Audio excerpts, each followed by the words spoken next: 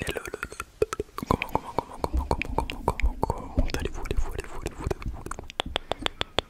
Aujourd'hui on se retrouve dans une nouvelle vidéo. Alors ça va être une vidéo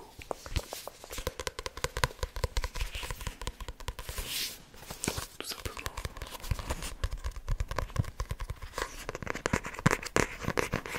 On va lire un petit peu, on va faire un petit peu de lecture chuchotée. Voilà. Alors je vous préviens, je tourne cette vidéo en avance. La veille. Donc je vous ai sorti tout à l'heure la vidéo, la partie 2 du test de géographie. Et là on va faire un petit peu de lecture chuchotée parce que je pense que demain je n'aurai pas le temps de tourner. Du coup je me prends en avance. Je fais aussi cette vidéo en félicitant d'ailleurs tous ceux qui auront fini le bac. Voilà. Et aussi pour vous dire comme quoi... comment je sais plus. Je suis désolé, je suis un petit peu fatigué.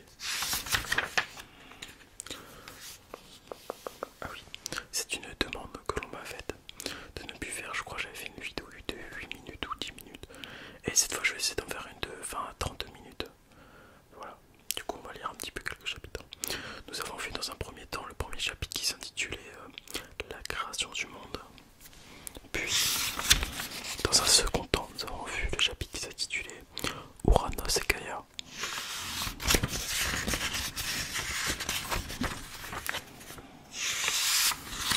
Puis dans un troisième chapitre nous avons vu un chapitre qui s'intitulait Chronos.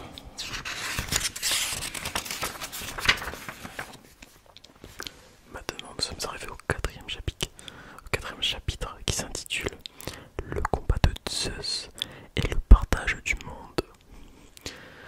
Je tiens encore évidemment à préciser que je suis un petit peu fatigué, donc vous m'excuserez d'égorger certains mots. Et aussi je suis entre guillemets guéri de ma dyslexie, mais on n'en guérit pas tout. Voilà, on n'en guérit pas, ça ne guérit pas, ça s'améliore. Voilà. Du coup on va commencer. L'enfant fut levé en cachette. L'enfant fut élevé en cachette dans une grotte sur l'île de Crète. Rhea avait eu l'idée de confier son éducation aux curettes, des démons qui avaient coutume de danser en entrechoquant leurs armes. En effet, Rhea, soucieuse de protéger son fils, comptait sur le fracas du bronze pour recouvrir les vagissements du bébé. Entouré de nymphes du pays, l'enfant grandit, nourri du lait de la chèvre, Amaldé et du miel qui lui fournissaient les abeilles du mont Ida. Cette enfance secrète se déroula harmonieusement sans que Cronos découvrit l'existence de son sixième fils. Devenu grand, Zeus songea à détrôner son père, mais il ne pouvait y parvenir tout seul, alors il eut l'idée de lui faire avaler un breuvage pour l'obliger à recracher ses enfants, qu'il avait absorbés. L'effet fut foudroyant. Ses frères libérés, Zeus put alors se lancer avec eux dans un dur combat contre Cronos et les titans. Après 10 ans de lutte, la guerre se suivait toujours. Gaïa décida de favoriser le camp de Zeus en lui révélant le contenu d'une ancienne prophétie. Tu ne pourras jamais venir à bout de l'armée de ton père sans l'aide des cyclopes et des autres géants, descendant des profondeurs du Tartare où ils sont enfermés. Délivre-les et ils te donneront le tonnerre, l'éclair et la foudre. Zeus suivit ses conseils et fort de la puissance des cyclopes, des sans-bras et des géants, il réussit à vaincre son père.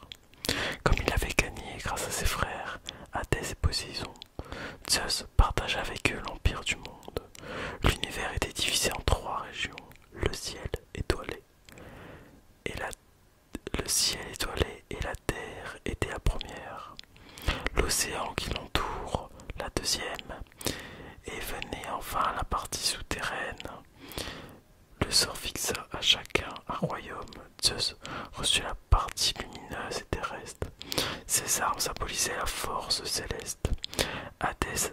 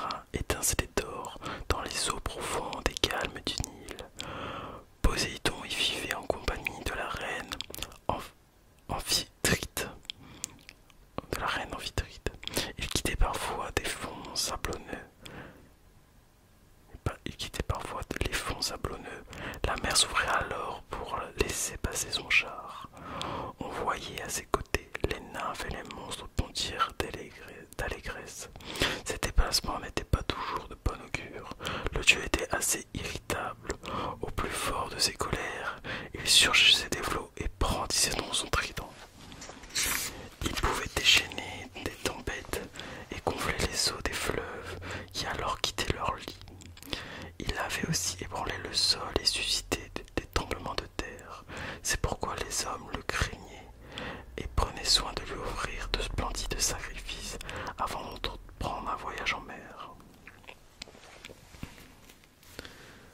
Chapitre suivant, il s'intitule Le dernier combat. Sur Terre, la lutte n'était pas terminée. Pour devenir définitivement le souverain des dieux et des hommes, Zeus devait encore combattre un démon redoutable, Typhon. Cet être monstrueux était le plus jeune fils de Gaïa. À son approche, tout le monde fuyait, et les dieux eux-mêmes redoutaient d'affronter ce monstre. Sa force inépuisable, sa taille gigantesque et sa laideur l'emportaient sur celle des autres fils de Gaïa. Au bout de ses bras immenses s'agitaient des têtes de dragons et une langue noire. Chacune d'entre elles jetait des lueurs de feu par les yeux et poussait des cris de bêtes sauvages. Zeus les entendit gémir, hurler et rugir tour à tour, et se prépara à combattre et saisit ses armes. Le choc fut terrible, la terre trembla, le ciel s'écrasa et la mer se dressa en une vague bouillonnante. Entre les crocs des dragons jaillissait un feu qui détournait les éclairs divins. Soudain, rassemblant toute force, Zeus lança un trait. Soudain, rassemblant toutes ses forces, Zeus lança un trait puissant de sa foudre qui enflamma d'un seul coup de multiples têtes de dragons.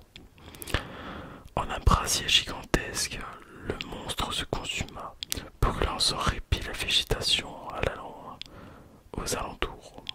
Alors, enfin victorieux, le maître suprême du tonnerre le précipita au fond du Tartare. Désormais, Zeus pouvait régner. Il regagna sa demeure au sommet du mont Olympe. Dissimulé par d'épais nuages, le palais du souverain des cieux s'y dressait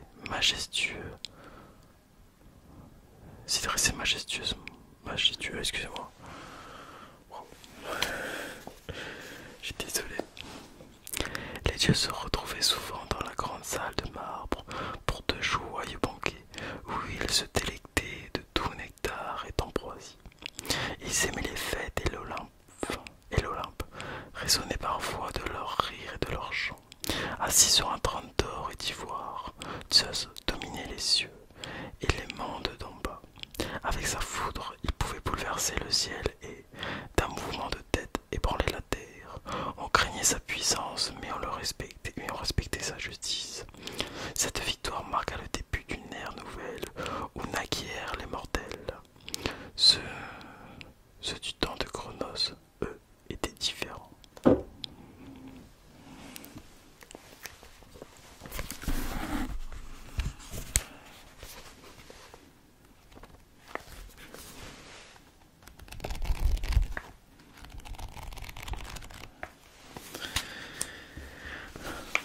Chapitre 7. L'âge d'or. Chronos n'était pas seulement un dieu violent et jaloux de son pouvoir. Il présidait une autre race d'hommes auxquels les dieux avaient donné une existence douce et paisible, semblable à la leur. Comme eux, ils ne vieillissaient pas et ne connaissaient ni fatigue ni douleur. Pour se nourrir, ils n'avaient pas besoin de travailler, car la terre produisait toute l'année, sans être cultivée, des fruits en abondance. Sans effort donc, ils cueillaient dans les buissons des baies sucrées. Il leur suffisait de se baisser pour ramasser des fraises savoureuses que la nature leur offrait.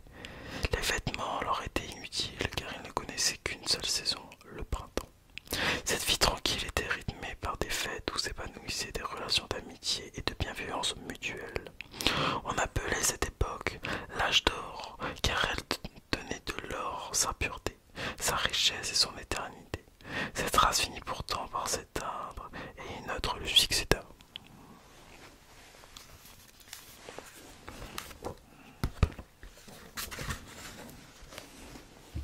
Je suis désolé de ne pas pouvoir beaucoup vous regarder, mais vous comprendrez qu'il est compliqué de lire un livre et de vous regarder en même temps. Voilà. Moi je pense que quand vous regardez cette vidéo, ce n'est pas pour me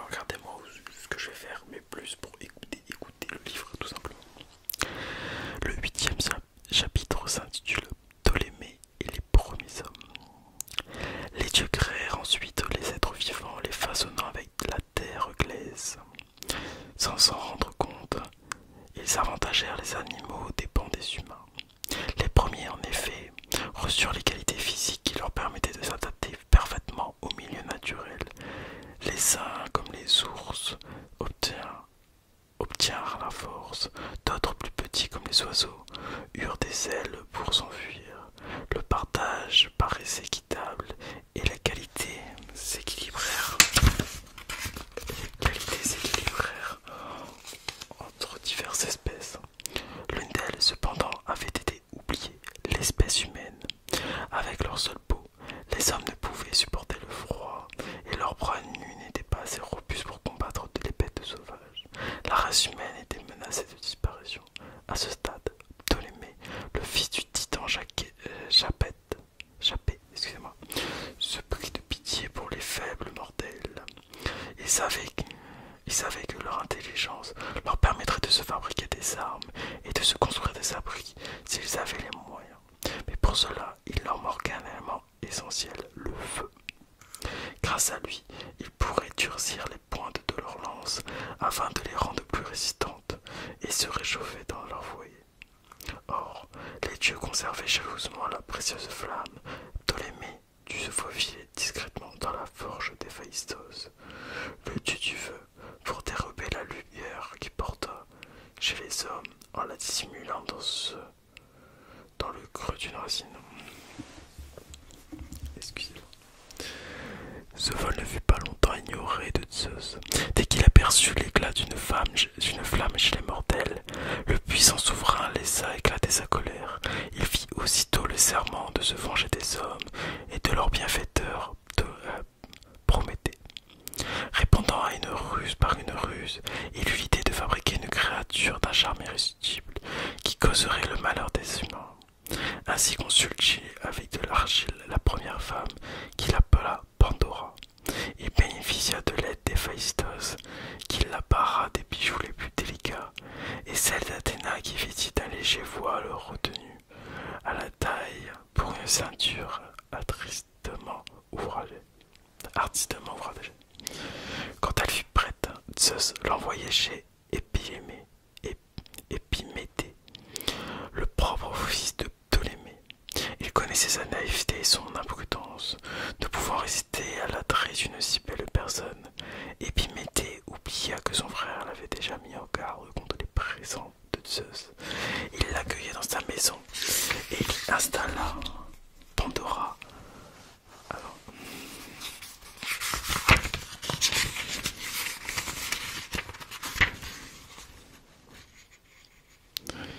Il l'accueillit dans la maison et il y installa Pandora, avait porté avec elle une boîte qu'elle ne devrait ouvrir sous aucun prétexte.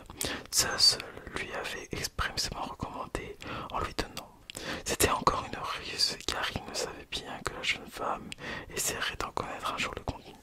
Poussée par la curiosité, elle finit par ouvrir le coffret. Aussitôt, un vent du malheur en sortit précisément. Effrayée, Pandora vit passer le visage grinçant de la cruauté et le moindre malin de la tromperie. Elle entendit hurler des plaintes des miséreux et des souffrants. D'autres malheurs commençaient ainsi à se répandre dans le vaste monde. Quand elle découvrit sa tragique erreur, Pandora referma rapidement le couvercle. Seulement, l'espoir et toutes les messes du bonheur pour les hommes restèrent à jamais enfermés dans cette boîte. Rien n'était dû au hasard, et la première étape de la redoutable vengeance de Zeus venait de se réaliser. Le deuxième châtiment, plus cruel, allait frapper Prométhée. À l'aide de liens inexplicables qui lui entr'ouvraient douloureusement le bras et les jambes, Zeus se fit attacher un rocher. Ainsi, exposé sans pouvoir se défendre, Prométhée subissait chaque jour les affres